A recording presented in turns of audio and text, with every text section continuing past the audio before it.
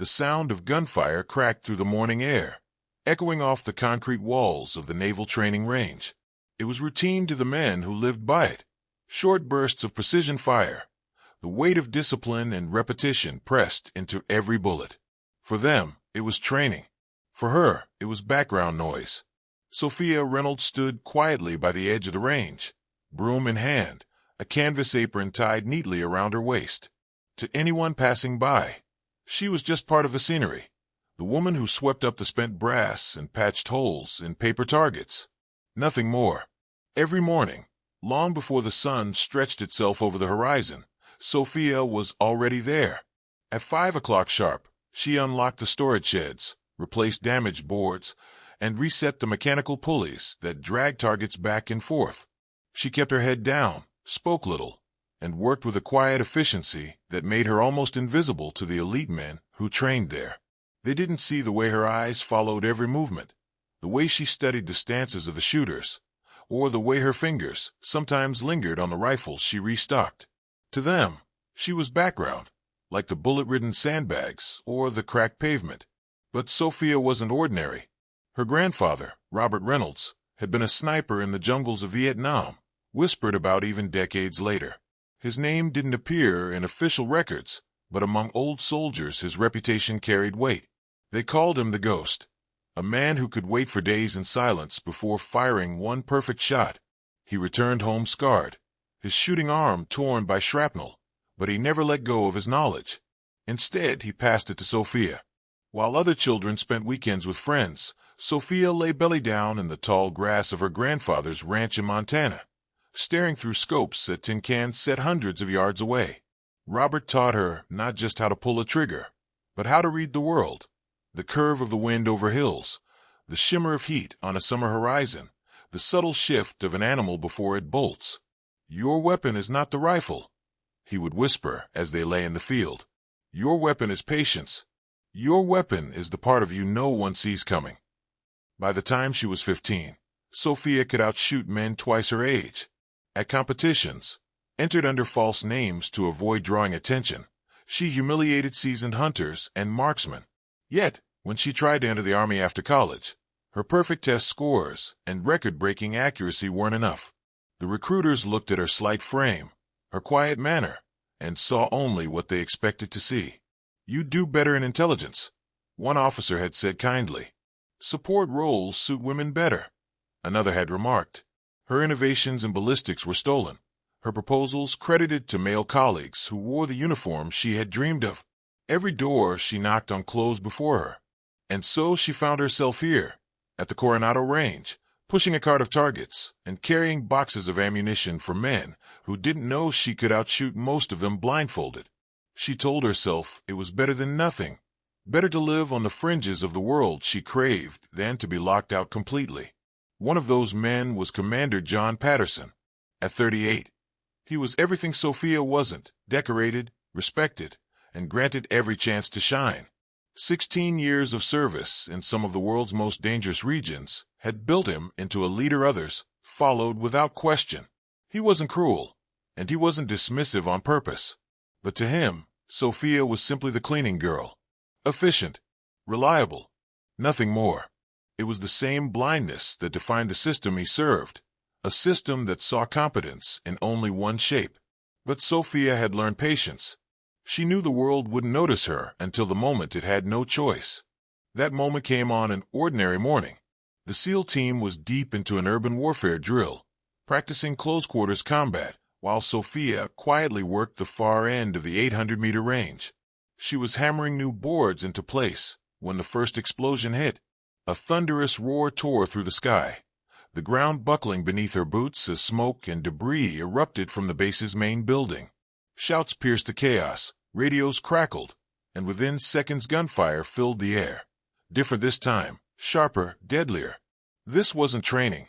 Enemy mortars rained down with calculated precision. Dozens of infiltrators poured through weak points in the perimeter, armed with heavy weapons and sniper support. It was a real assault, one planned with terrifying detail. Sophia dropped to the ground, dirt spraying across her face. She didn't scream. She didn't freeze. She began calculating. Distance. elevation, angles of fire, the number of attackers, the fields of vision they commanded. Across the range, John's team scrambled for cover, trapped between open ground and elevated enemy positions. 2 men were already down, bleeding badly. Reinforcements were 15 minutes away. An eternity under that kind of fire. As bullets cracked against concrete, John caught sight of Sophia. To his astonishment, she wasn't running for safety like the other civilians. She was moving low, deliberate, every action precise. She crawled toward the storage shed, pulled out a rifle, and began climbing toward the observation tower. "Good God," muttered one of the wounded SEALs, blood soaking his sleeve. "What the hell is she doing?" John didn't have an answer, but in that moment, for the first time, he realized the quiet girl sweeping their brass wasn't what she seemed. The tower loomed like a skeleton of steel above the chaos, its narrow ladder rattling as Sophia climbed. Bullets struck the metal beams, sparks showering down, but she never hesitated. Each movement was calculated, smooth, and unhurried, as if she had done this 100 times before. From below, Commander John Patterson cursed under his breath. He had spent his life judging soldiers by instinct, knowing in seconds who had discipline and who didn't. What he saw in Sophia now made his stomach tighten. She wasn't panicking, and she wasn't guessing. She moved like one of them. "Reynolds," he shouted into the smoke, his voice nearly drowned out by gunfire. "What do you think you're doing?" Sophia didn't look down.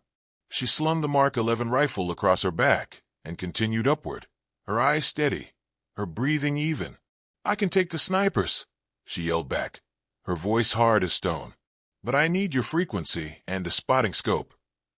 For a second John thought he misheard.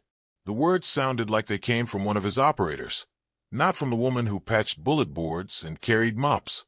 He looked around. 2 of his men were already bleeding out. Another was pinned so tightly he couldn't lift his head. Their designated sniper was pale with blood loss, his weapon lying useless beside him. They had no options left. "Williams," John barked at the wounded marksman, "give her your scope and headset." The young SEAL blinked, stunned. "Sir, she's a civilian." "I don't care." John cut him off. "She thinks she can shoot? Then let her shoot, or we're all dead anyway." Williams hesitated, then shoved the headset and scoped toward a passing teammate, who scrambled to deliver them up the ladder. John pressed his back against the cracked concrete barrier, hands trembling, not from fear of the enemy, but from the decision he had just made. He had put his team's survival in the hands of the most overlooked person on the base. At the top of the tower, Sophia crawled flat across the metal platform, setting the rifle with deliberate precision. Her hands didn't shake. Her grandfather's voice whispered in her memory, "Little bird, breathe with the world, not against it."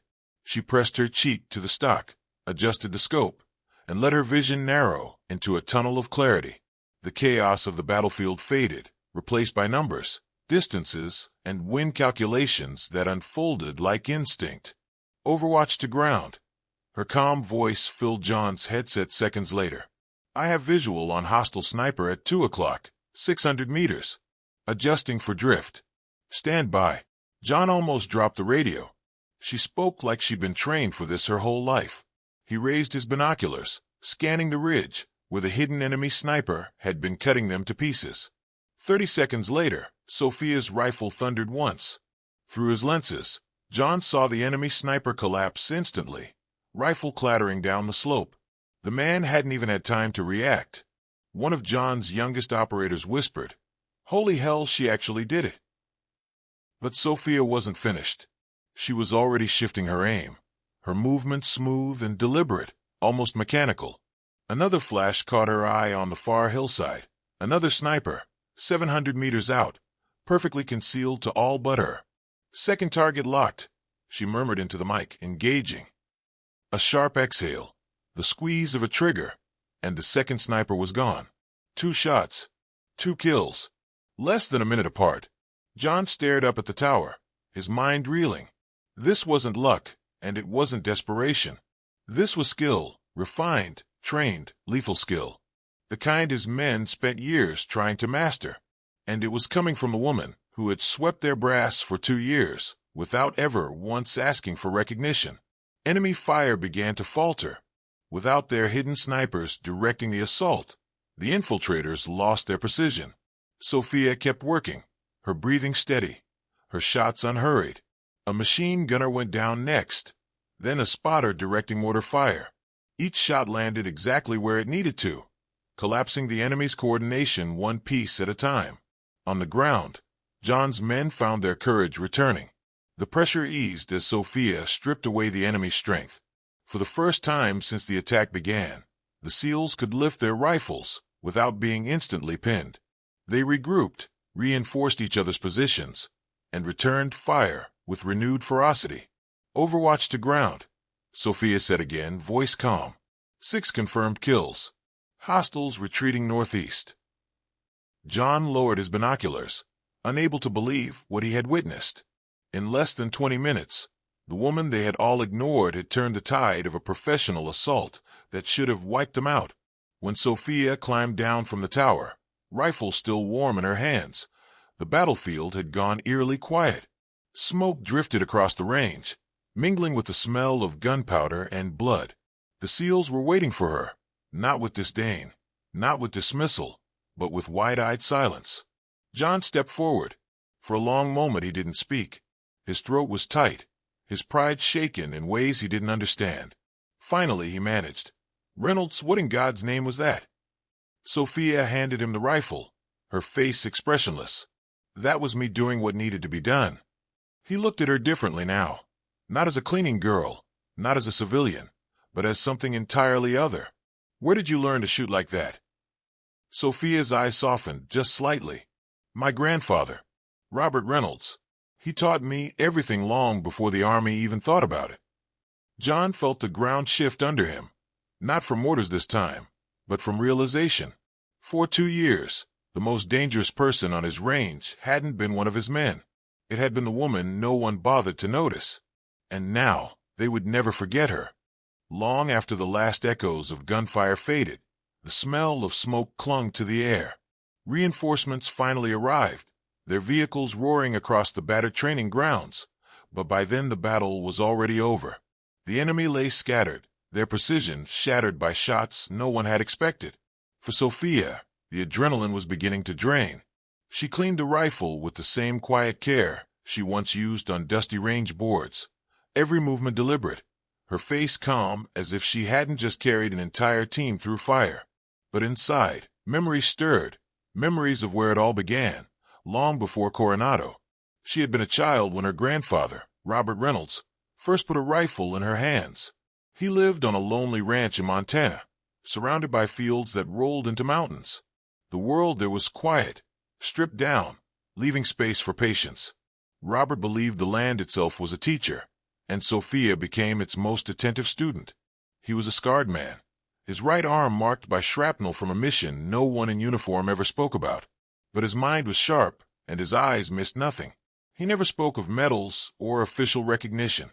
Instead, he spoke of discipline, of silence, of the endless preparation behind every shot. "Patience is the soul of a marksman," he would say, guiding her small hands as she steadied the scope. "Most people think it's about pulling a trigger. It isn't. It's about waiting longer than the world expects you to." Weekends became rituals. While her schoolmates went to movies or sports games, Sophia lay for hours in the grass beside her grandfather, the butt of a rifle pressed to her shoulder, waiting for the wind to shift just right. At 10 years old, she could split playing cards at 100 yards. At 12, she outshot hunters twice her age. By 15, she could calculate distance and drift in her head faster than men with rangefinders. But her grandfather taught her more than technique. He taught her how to disappear. He showed her how to blend into landscapes, how to breathe in sync with her surroundings, how to watch without being seen. "Little bird," he called her, his voice gravel and warmth. A true sniper is invisible until the world realizes it's too late. She carried those lessons into adulthood, but the world beyond the ranch didn't care. After earning a degree in ballistics and mechanical engineering, she tried to enlist. She aced every test, shattered records in marksmanship evaluations, and proposed innovations in training that instructors later adopted, without her name attached. But the doors closed. One recruiter told her she was too delicate. Another smiled kindly and suggested she'd make an excellent analyst. Her test scores were praised, but her applications for combat training were quietly denied. When she pushed harder, the answers came sharper. Support roles only. Policy doesn't allow it. Sniper school is not for women. She remembered walking out of one office, rejection letter in hand, her fists clenched so tightly her nails cut into her skin. The world was blind to what she carried, and she knew then that her grandfather's lessons had given her more than skill. They had given her a burden. She had been forged into something no one would recognize. It was anger that brought her to Coronado, though she never admitted it aloud. If she couldn't be one of them, she would at least live in their shadow. She took the job maintaining ranges, telling herself that being near the warriors was better than being exiled from their world completely. She swept brass, patched targets, stocked rifles, all while memorizing their tactics and watching their drills. She was surrounded by everything she wanted, yet barred from touching it. For 2 years, she endured invisibility. She heard the casual jokes, the dismissive tone when they called her the cleaning girl. She saw her innovations borrowed, credited to men who didn't understand them half as well.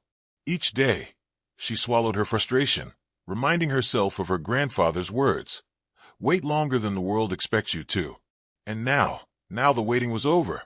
Commander John Patterson replayed the battle in his mind, struggling to reconcile the image of the quiet maintenance worker with the sniper who had dismantled a coordinated enemy attack in minutes. He had spent 16 years trusting his instincts, and his instincts had failed him. That evening, he found her sitting alone by the empty range, the Mark 11 disassembled on a table, each piece lined up with meticulous order. She didn't look up when he approached. "You should be in shock," John said quietly. "Most civilians would be." Sophia kept working, sliding the bolt free with a click. "I'm not most civilians."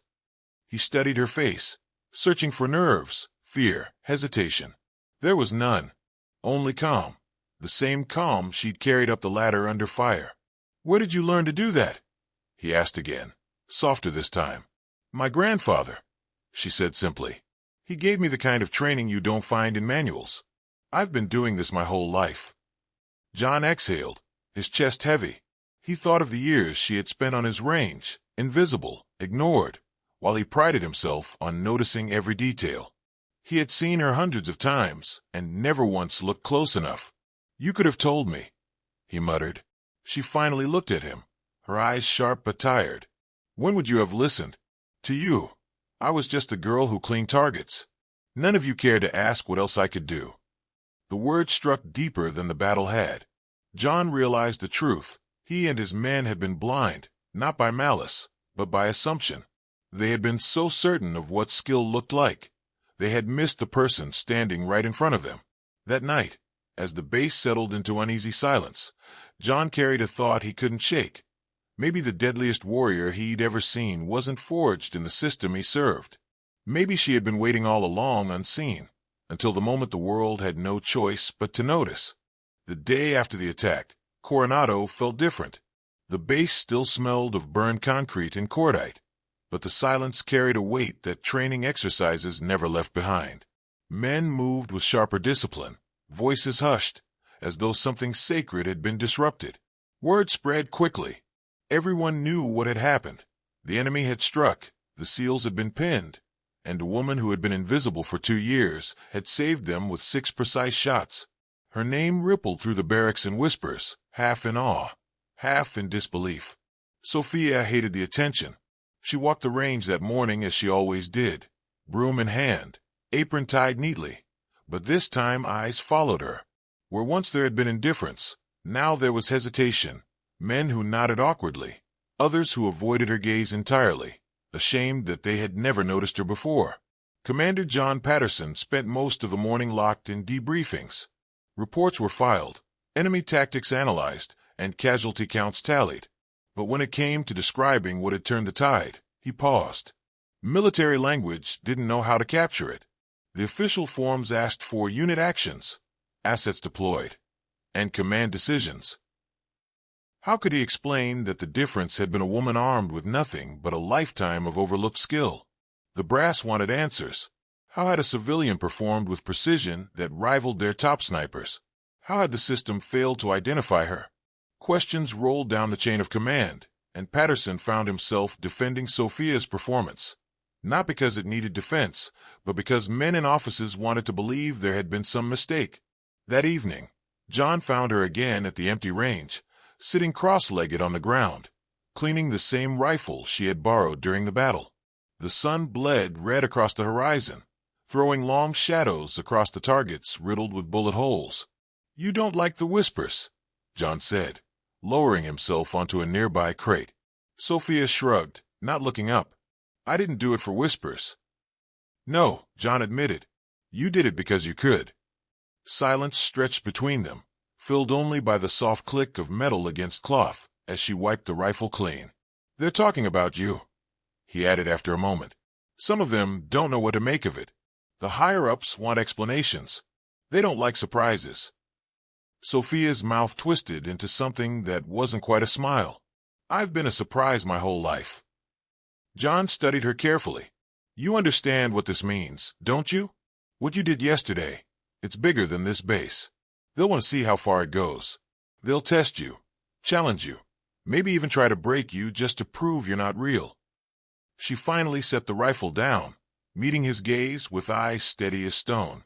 "Let them try." Her calm unnerved him more than the attack had. He had fought alongside men hardened by years of combat, but few carried that kind of certainty. It wasn't arrogance, it was inevitability, the quiet conviction of someone who had spent her life waiting for the world to catch up. The following days blurred into interrogations and evaluations. Military investigators descended on Coronado, not to question the attack itself, but to dissect Sophia.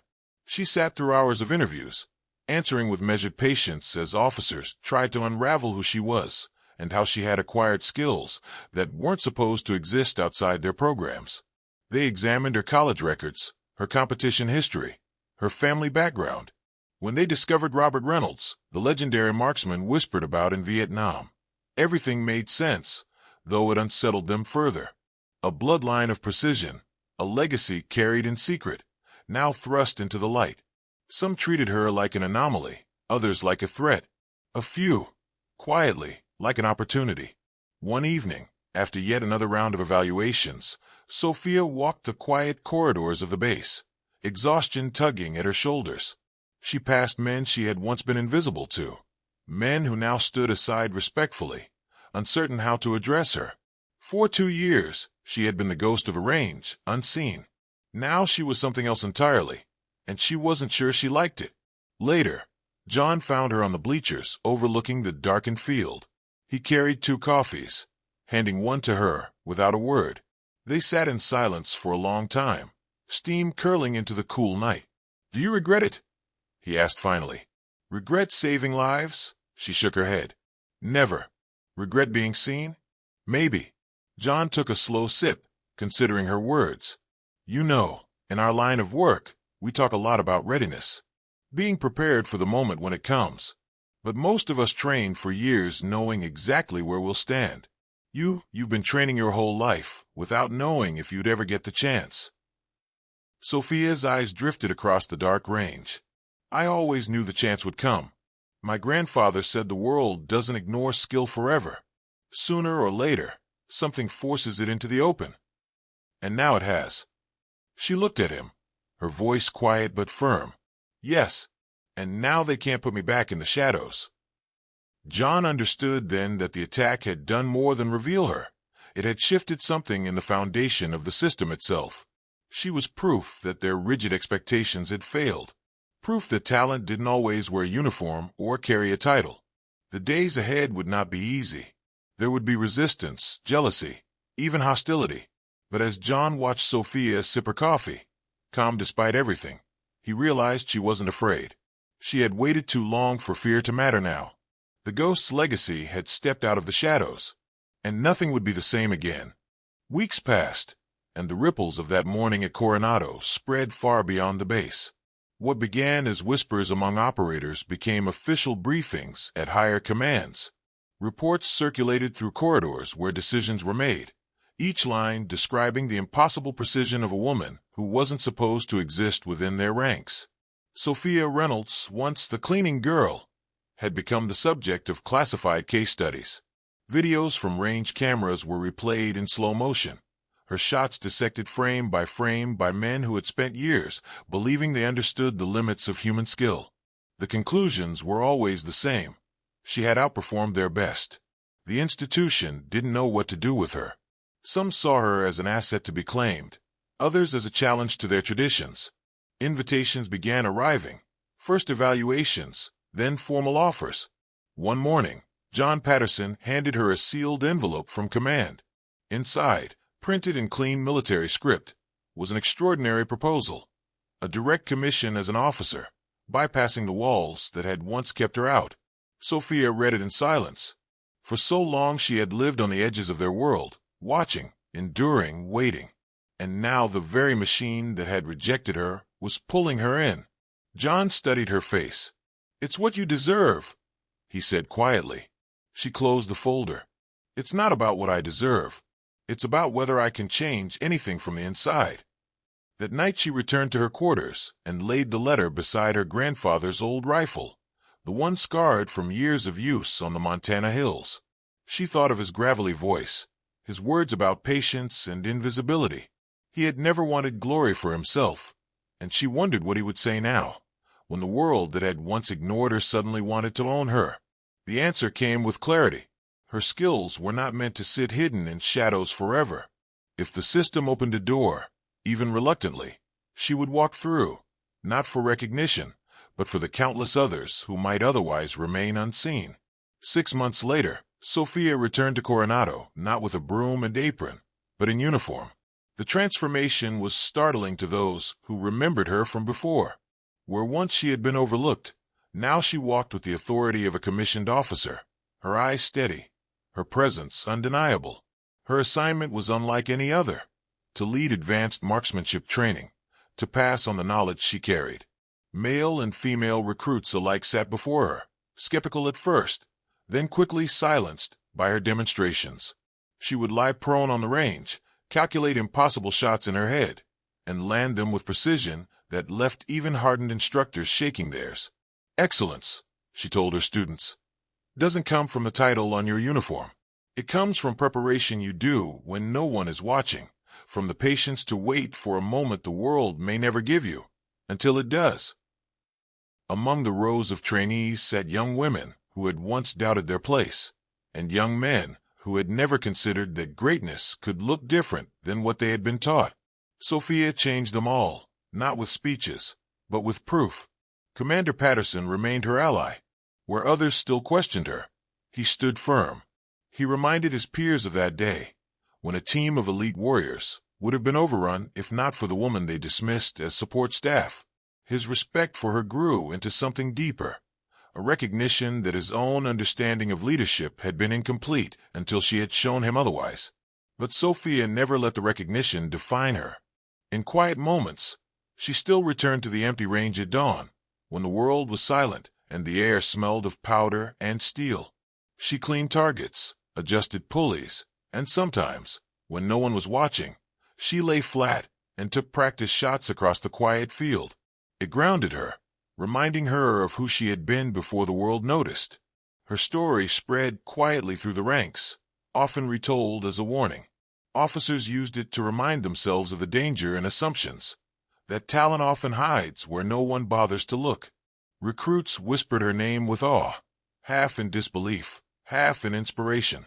One evening, after a long day of instruction, a young trainee approached her. He hesitated, his voice unsure. "Ma'am, do you ever get tired of proving yourself?" Sophia looked at him for a long moment, then shook her head. "I don't prove myself anymore. I just do the work. The people who matter will see it. The rest never will. And that's fine." The trainee nodded, understanding more than he expected. Years later, when Sophia's name was spoken in the same breath as the legends of military marksmanship, she remained grounded in the truth her grandfather had taught her. Real strength doesn't announce itself. It doesn't demand attention. It waits, invisible, until the world has no choice but to see.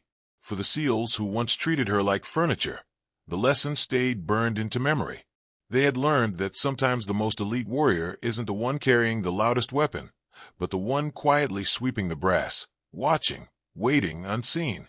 Sophia Reynolds had been invisible. Then, in a single day, she became unforgettable. And for every person overlooked by a world too blind to notice their worth, her story whispered a promise. Greatness does not vanish in the shadows. It waits, patient as a sniper's breath, until the moment arrives when it changes everything.